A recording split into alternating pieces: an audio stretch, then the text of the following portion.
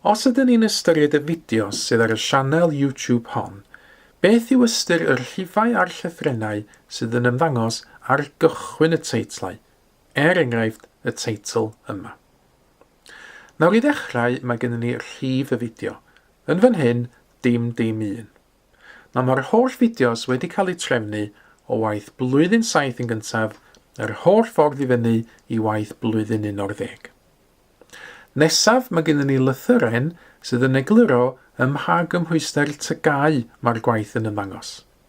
Yn fan hyn, mae'r fideo yn addas ar gyfer y tygau mewn rhifedd. Pe bai llythyren M yn ymddangos ar gychwyn y teitl, byddai'r fideo yn addas ar gyfer y tygau mewn mathemateg.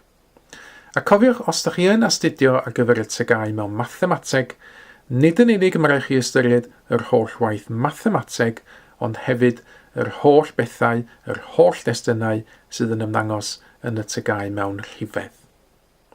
Ar ôl y blaen slais, mae gennym ni lythyren arall. Mae'r llythyren yma yn dangos ym mha haen tygau mae'r gwaith yn ymddangos. A mae yna 3 opsiwn yn fan hyn. S am yr haen sylfaenol, fel sydd gennym ni ar gyfer fideo dim 1.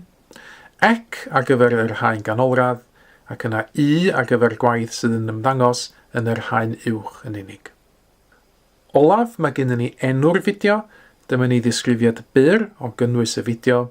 Am fwy o wybodaeth, darllenwch y disgrifiad llawn sydd yn ymddangos o dan y fideo, neu wrth gwrs mae'n bosib i chi wylio'r fideo ei hun.